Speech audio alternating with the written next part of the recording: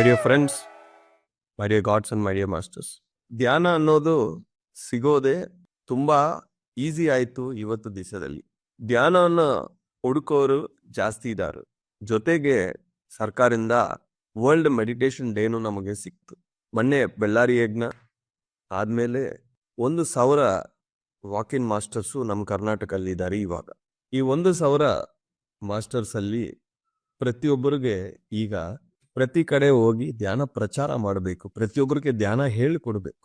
ಇಲ್ಲ ಅಂದ್ರೆ ಆ ವಾಕಿನ್ಸ್ ವಾಕೌಟ್ ಆಗುತ್ತೆ. ನಾವು ಯಾವ ಕೆಲ್ಸಕ್ಕೋಸ್ಕರ ಭೂಮಿಗೆ ಬಂದಿದೀವೋ ಅದನ್ನು ಮಾಡ್ತಾ ಇರಬೇಕು. ಇಲ್ಲ ಅಂದ್ರೆ ಆ ಕೆಲಸ ಬೇರೊಬ್ರು ಮಾಡ್ತಾರೆ. ಕೆಲಸ ಅನ್ನೋದು ಯಾವಾಗ ಸ್ಟಾಪ್ ಆಗಲ್ಲ, ಬಟ್ ಅವಕಾಶ ಅನ್ನೋದು ನಿಮ್ ಕೈಯಿಂದ ದೂರ ಹೋಗ್ಬಿಡುತ್ತೆ. ಯಾರಿಗೋಸ್ಕರನೂ ಯಾವಾಗನು ಕೆಲ್ಸಗಳು ವೆಯ್ಟ್ ಮಾಡಲ್ಲ. ನಾವು ಮಾಡಿದ್ರೆ ಅದು ನಮ್ ಕೈಯಲ್ಲಿ ಇರುತ್ತೆ. ಇಲ್ಲ ಅಂದ್ರೆ ನೆಕ್ಸ್ಟ್ ಎಲಿಜಿಬಲ್ ಯಾರು ಇದ್ದಾರೋ ಅವ್ರೊಳಗೆ ಹೋಗ್ಬಿಡುತ್ತೆ. ಒಂದು ಪುಸ್ತಕದಲ್ಲಿ ಓದಿದೀನಿ, ಬುದ್ಧ ವಾಕಿನ್ ಹಾಕ್ಬೇಕು, ಒಬ್ಬ ವ್ಯಕ್ತಿಯನ್ನ ಚೂಸ್ ಮಾಡ್ಕೊಂಡಿದ್ದರು. ಬಟ್ ಆ ವ್ಯಕ್ತಿ ಯಾವುದೋ ಒಂದು ರೀಸನ್ಗೆ ಅಕ್ಸೆಪ್ಟ್ ಮಾಡಿಲ್ಲ. ಅಲ್ಲಿಂದ ನೆಕ್ಸ್ಟ್ ಎಲಿಜಿಬಲ್ ಯಾರಿದಾರಂತ ನೋಡಿದ್ರೆ ಓಶೋ ಅವರಿದ್ರು, ಅಲ್ಲಿ ವಾಕಿನ್. ಅಂದ್ರೆ ವಾಕಿನ್ ಆಗ್ಬೇಕು ಅಂತ ಒಂದು ಆಲೋಚನೆ ಇಟ್ಕೊಂಡು ಬಂದ್ರೆ ಯಾರು ಇದಾರೋ ಅವ್ರಿಗೆ ನೆಕ್ಸ್ಟ್ ಎಲಿಜಿಬಲ್ ಯಾರು ಇದಾರೋ, ಇಲ್ಲ ಅವ್ರಿಲ್ಲ ಅಂದ್ರೆ ಅವ್ರ ನೆಕ್ಸ್ಟ್ ಎಲಿಜಿಬಲ್ಗೆ ಅಂದ್ರೆ ವಾಕಿನ್ ಅನ್ನೋದು ಆಗುತ್ತೆ. ಆ ಕೆಲಸಗಳನ್ನೋದು ಗ್ಯಾರಂಟಿ ಆಗುತ್ತದೆ. ನಮ್ಮಿಂದ ಆಗುತ್ತಾ ಬೇರೆಯೊಬ್ರು ಮಾಡ್ತಾರಾ ಅನ್ನೋದು ಒಂದೇ ಪ್ರಶ್ನೆ. ಯಾವ ಕೆಲಸನೂ ಸ್ಟಾಪ್ ಆಗಲ್ಲ. ಸಮಯ ತಗೊಳ್ಬೋದು ಎಕ್ಸ್ಟ್ರಾ, ಬಟ್ ಎಲಿಜಿಬಲ್ ನೆಕ್ಸ್ಟ್ ಯಾರು ಪರ್ಸನ್ ಇರ್ತಾರೋ ಅವ್ರಿಗೆ ಆ ಒಂದು ಅವಕಾಶ ಅನ್ನೋದು ಹೋಗುತ್ತದೆ. ಅವಕಾಶಗಳು ಮತ್ತೆ ಬರಲ್ಲ. ಪ್ರತಿ ಒಬ್ಬರು ನೋಡ್ತಾ ಇರಬೇಕು, ನಮ್ಮ ಆತ್ಮ ಉನ್ನತಿಗೆ ನಾವು ಏನ್ ಮಾಡ್ಬೇಕು, ಪ್ರತಿ ಒಬ್ಬರಿಗೆ ಸಮಾಜಕ್ಕೆ ನಾವು ಏನ್ ಹೇಳ್ಕೊಡ್ಬೇಕು, ಅವಕಾಶಗಳು ನೋಡ್ತಾ ಇರ್ಬೇಕು. ಬಂದ್ರೆ ಅದು ನಾವು ತಗೋಬೇಕು. ಇಂಗ್ ಯಾಂಗ್ ಚಾಲೆಂಜ್ ಇಂದ ಎಷ್ಟೋ ಜನಕ್ಕೆ ಉಪಯೋಗ ಆಗ್ತಾ ಇದೆ. ಕಂಪ್ಲೀಟ್ ಆಟೋ ಪೈಲಟ್ ಆಗಿದೆ.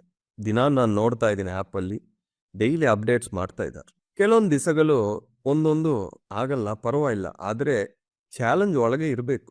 70-80% ನೀವು ಅದು ಕರೆಕ್ಟ್ ಆಗಿ ಮಾಡಿದ್ರೇನು ದಟ್ ಇಸ್ ರಿಯಲಿ ಗ್ರೇಟ್. 100% ಮಾಡೋದು ಪ್ರಾಕ್ಟಿಕಲ್ ಅಲ್ಲ. ಗೋಲ್ ಇರ್ಬೋದು, ಬಟ್ ಅದು ಪ್ರಾಕ್ಟಿಕಲ್ ಅಲ್ಲ. ಒಂದ್ ದಿವಸ ಮಿಸ್ ಆಗಿದ್ರು ಮತ್ತೆ ಪುನಃ ನೀವು ಅದು ರೀಸ್ಟಾರ್ಟ್ ಮಾಡಬೇಕು. ಆ ಚಾಲೆಂಜ್ ಅನ್ನ ಕಂಟಿನ್ಯೂ ಮಾಡಿದ್ರೆ ಅದು ಒಂದು ಸ್ಯಾಟಿಸ್ಫ್ಯಾಕ್ಷನ್ ಬರುತ್ತೆ, ಎಷ್ಟೋ ಒಂದು ಬದಲಾವಣೆ ಅನ್ನೋದು ಬರುತ್ತೆ. ನೆಕ್ಸ್ಟ್ ಏನ್ ಮಾಡ್ಬೇಕು ಅನ್ನೋದಕ್ಕೆ ನನ್ಗೆ ಸ್ವಲ್ಪ ಐಡಿಯಾಸ್ ಬರ್ತಾ ಇದೆ. ಅದಕ್ಕೆ ಸಮಯ ಇದೆ. ಪ್ರತಿ ಒಂದಕ್ಕೆ ಒಂದು ಸಮಯ ಇದೆ. ಆ ಸಮಯ ಒಳಗೆ ನಾವು ಮಾಡಬೇಕು. ಕರೆಕ್ಟ್ ಟೈಮಿಂಗ್ ಮಾಡಬೇಕು. ಟೈಮು ಬರಬೇಕು, ಟೈಮಿಂಗು ಬರಬೇಕು. ಒಂದು ವಿಷಯಕ್ಕೆ ಟೈಮ್ ಬರಬೇಕು. ಆ ಟೈಮ್ ಅಲ್ಲಿ ಯಾವ ಟೈಮಿಂಗ್ ಅಲ್ಲಿ ಮಾಡಬೇಕು, ಎರಡು ಕರೆಕ್ಟ್ ಆಗಿ ನಾವು ಕ್ಯಾಲ್ಕುಲೇಟ್ ಮಾಡಿದ್ರೇನೆ ಸಕ್ಸಸ್ ಅನ್ನೋದು ಬರುತ್ತೆ. ಈ ಎರಡು ಬಂದಿಲ್ಲ ಅಂದ್ರೆ, ಟೈಮ್ ಬಂದಿದೆ ಅಂದ್ರೆ ಎಲಿಜಿಬಿಲಿಟಿ, ಟೈಮಿಂಗ್ ಅಂದ್ರೆ correct time. Strike while the sun is hot ಅಂತ ಯಾವಾಗ ಹೊಡಿಬೇಕು ನಿಮಗೆ ಗೊತ್ತಾಗ್ಬೇಕು. ಅದೊಂದು ನೀವು ಮಾಡಿದ್ರೆ ನಿಮ್ಮ ಸಕ್ಸಸ್ನ ಯಾರು ಸ್ಟಾಪ್ ಮಾಡೋಕ್ಕಾಗಲ್ಲ. ಬಟ್ ಮುಂಚೆನೆ ನೀವು ಮಾಡಿದ್ರು, ಲೇಟಾಗಿ ನೀವು ಮಾಡಿದ್ರು ಅಲ್ಲಿ ಆ ಸಕ್ಸಸ್ ನೀವು ನೋಡೋಕೆ ಆಗಲ್ಲ. ಭೂಮಿಯಲ್ಲಿ ಇವಾಗ ನಮಗೆ ದೊಡ್ಡ ಆಪರ್ಚುನಿಟಿ ಇದೆ ಧ್ಯಾನ ಪ್ರಚಾರ ಮಾಡೋಕೆ ಇಡೀ ಕರ್ನಾಟಕಕ್ಕೆ. ಈಗ ಆಂಧ್ರದಲ್ಲಿ ಆಲ್ರೆಡಿ ಎಲ್ಲರೂ ಪ್ರಚಾರ ಆಯಿತು. ನೀವು ಅಲ್ಲಿ ಹೋಗಿ ಹೊಸದಾಗಿ ನೀವು ಪ್ರಚಾರ ಮಾಡ್ಬೇಕಂದ್ರೆ ಅಷ್ಟು ಆಪರ್ಚುನಿಟಿ ಸಿಗಲ್ಲ ನಿಮ್ಗೆ. ಈಗ ಬಳ್ಳಾರಿಯಲ್ಲಿ ಹೋಗಿ ನೀವು ಧ್ಯಾನ ಪ್ರಚಾರ ಮಾಡ್ಬೇಕಂದ್ರೆ ಆಲ್ಮೋಸ್ಟ್ ಅಲ್ಲಿ ಎಲ್ಲಾ ಕಡೆನೂ ಆಯ್ತು. ಬಟ್ ಇಲ್ಲಿ ನಮಗೆ ಅವಕಾಶ ಇದೆ. ಅದಕ್ಕೋಸ್ಕರ ನಾವು ಸಂಸಾರನ ಬಿಟ್ಟು ಹೋಗ್ಬೇಕು ಅಂತ ನಾನು ಏನು ಹೇಳ್ತಾ ಇಲ್ಲ. ಸಂಸಾರದಲ್ಲಿ ಇದ್ಕೊಂಡು ವ್ಯಾಪಾರ ಮಾಡ್ಕೊಂಡು ನೀವು ಉದ್ಯೋಗ ಮಾಡ್ಕೊಂಡು ನಾವು ಯೂಸ್ಲೆಸ್ ಟಾಕ್ಸ್ ಯಾವಾಗ ಮಾತಾಡ್ತಾರೋ ಆ ಸಮಯ, ಯೂಸ್ಲೆಸ್ ಥಾಟ್ಸ್ ಮಾಡ್ತಾ ಇದೀವಿ ಆ ಸಮಯ, ಬೇರೆಯೊಬ್ಬರ ಬಗ್ಗೆ ಗಾಸಿಪ್ಸ್ ಮಾತಾಡ್ತಾರೋ ಆ ಸಮಯನ ಬೇರೆಯೊಬ್ಬರು ಕೊಡಿ ಅಂತ ಹೇಳ್ತಾ ಇದ್ರು ಅಷ್ಟೇ. ನಿಮ್ಮ ಸಾಧನೆ ನೀವು ಮಾಡಿಕೊಂಡು ನಿಮ್ಮ ಸಂಸಾರದಲ್ಲಿ ಇದ್ಕೊಂಡು ನಿಮ್ಮ ಧರ್ಮಗಳೆಲ್ಲ ಮಾಡ್ತಾ ಇನ್ನೂ ಹೆಚ್ಚು ಟೈಮ್ ಇರುತ್ತೆ ನಮ್ಮ ಹತ್ರ. ಒಂದು ದಿವಸ ನಮ್ಮನ್ನು ನಾವು ಅಬ್ಸರ್ವ್ ಮಾಡ್ಕೊಂಡಿದ್ರೆ ಎಷ್ಟು ಸಮಯ ವೇಸ್ಟ್ ಆಗುತ್ತೆ ಅನ್ನೋ ಅರ್ಥ ಆಗುತ್ತೆ. ಕೆಲವೊಬ್ಬ ಮಾಸ್ಟರ್ಸ್ ಮೊನ್ನೆ ಬಂದರು ಆಫೀಸ್ಗೆ, ಇಲ್ಲಿ ಸೆಂಟರ್ಗೆ. ನಾನು ಮಾಡೋ ಕೆಲಸಗಳೆಲ್ಲ ನೋಡಿ 24 ಗಂಟೆ ನಿಮಗೆ ಸಾಕಾಗ್ತಾ ಇದೆಯಾ ಅಂತ ಕೇಳ್ತಾರೆ. ಯಾಕಂದ್ರೆ ಹೊಸದಾಗಿ ಇನ್ನೊಂದು ಇನಿಷಿಯೇಟಿವ್ ಇಲ್ಲಿ ತಗೊಂಡಿದ್ದೀನಿ ನಾನು. ಅದು ಯಾವಾಗ ಟೈಮ್ ಬರುತ್ತೋ ಅದು ಇವಾಗ ಹೇಳ್ತೀನಿ. ಅದೆಲ್ಲ ಅವ್ರಿಗೆ ತೋರಿಸಿದ್ರೆ 24 ಗಂಟೆ ನಿಮಗೆ ಸಾಕಾಗ್ತಾ ಇದೆ ಅಂದ್ರೆ 24 ಗಂಟೆ ಎಲ್ಲರಿಗೂ ಕಾಮನ್ ಆಗಿದೆ.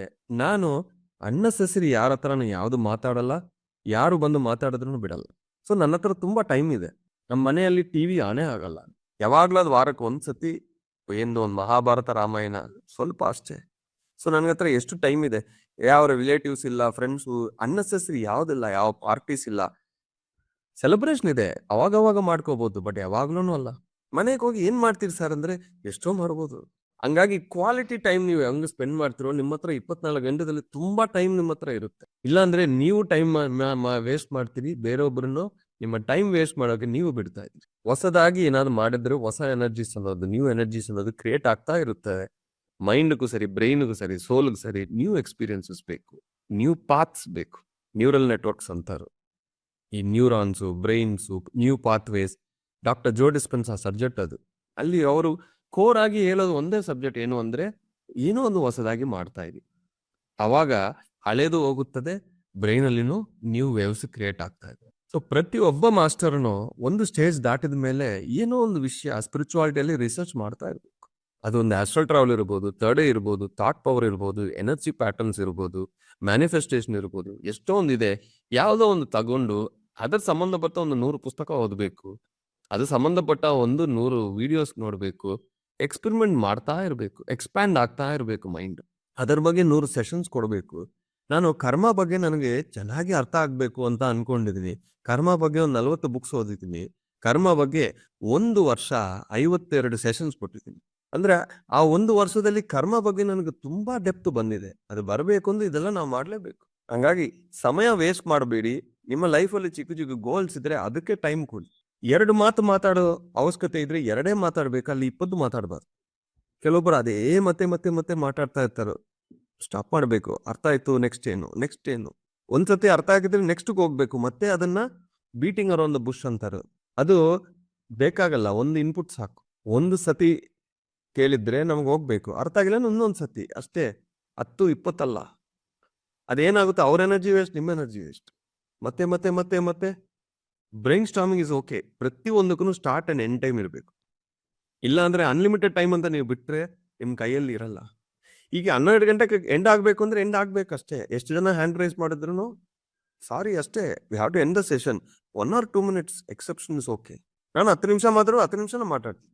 11:50 ಆಗಿದ್ರೆ ನಾನು ಹ್ಯಾಂಡ್ ರೈಸ್ಗೆ ಹೋಗ್ಬಿಡ್ತೀನಿ. ಒಂದು ಡಿಸಿಪ್ಲಿನ್, ಒಂದು ಟೈಮ್ ಸೆನ್ಸ್ ಅನ್ನೋದು ನಮಗೆ ಇಲ್ಲ ಅಂದ್ರೆ, ಕಾಮನ್ ಸೆನ್ಸ್ ಇಲ್ಲ ಅಂದ್ರೆ ಅನ್ಲಿಮಿಟೆಡ್ಗೆ ಹೋಗ್ಬಿಡ್ತೀವಿ. ಈ ಅನ್ಲಿಮಿಟೆಡ್ ಅಲ್ಲಿ ನಮಗೆ ಅನುಭವಗಳು ಕಮ್ಮಿ ಬರುತ್ತೆ. ಲಿಮಿಟೆಡ್ನೆಸ್ ಅಲ್ಲಿ ಒಂದು ಟೈಮ್ ಫ್ರೇಮ್ ಅಲ್ಲಿ ನಾವು ಎಷ್ಟೋ ಸಾಧಿಸ್ಬೋದು. ಒಂದಲ್ಲ ಎಷ್ಟೋ ಕಲೆಗಳಿದೆ, ಎಷ್ಟೊಂದು ಕಲಿಬೇಕು ನಾವು, ಎಷ್ಟೊಂದು ಹೇಳ್ಕೊಡ್ಬೇಕು. ಸಮಯ ಒಂದು ಹೋಗಿದ್ರೆ ಮತ್ತೆ ವಾಪಸ್ಸೇ ಬರಲ್ಲ. ಇದೆಲ್ಲ ಸತ್ಯ ನಮಗೆ ಗೊತ್ತು.